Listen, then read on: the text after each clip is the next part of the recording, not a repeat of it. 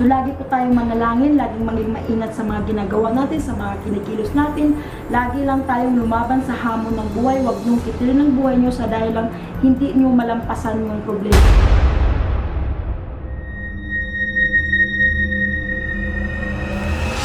Hello po mga ka-PTV, sa video na ito ay tatalakayin natin ang masasamang pangitain na ikakagulat ng lahat ayon sa mga visions ni Madam Rudy Baldwin. Pero kung ikaw ay hindi pa nakasubscribe sa aking channel, baka naman.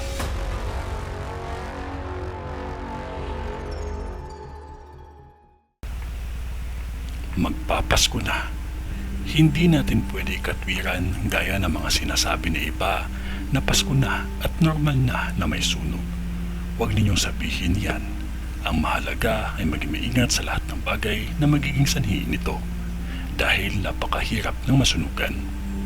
May nakakita ako sa vision ko na 4 na sunog na mangyayari pa lamang sa lugar na ito. At dalawa dito ay magkasabay na mangyari sa magkakaibang lugar. Ang isang sunog ay hindi ito kalayuan sa bakery na kung saan madami kang makikita na mga tricycle. Ang isang sunog ay halos malapit lang ito sa simbahan ng Tondo. At ang isang sunog ay sa lugar na kung saan may mga binibenta. At ang isang sunog malapit lang ito sa daan na kung saan may mga nagbibenta ng gas. Maging maingat dahil sa vision ko, ang 2 sunog ay malaki ito na umabot ng ilang alarma. May nakakita ako sa vision ko ang pangyayaring krimen na halos walang natirang buhay sa loob ng bahay. Lalo na sa taong 2026, matindi ang krimen na halos walang takot at kinakatakutan ang mga sospek. May pangyayari na may kinalaman sa hamon ng kalikasan na nagdulot ng matinding pinsala na halos ang mga kriminal ay walang takot na kumitil ng buhay.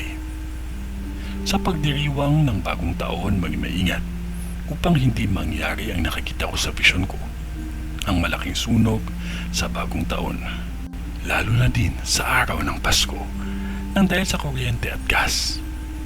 Walang masama na magdiwang ng Pasko at bagong taon basta maging maingat lamang ang lahat sa mga bagay na magiging sanhi nito.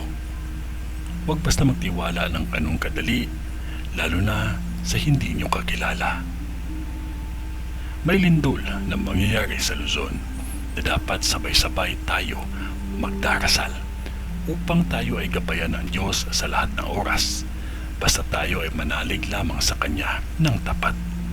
Sikapin natin na huwag nating salubungin ang bagong taon ng may sunog at aksidente, lalo na sa krimen dahil malakas ang enerhiya ng mga ito.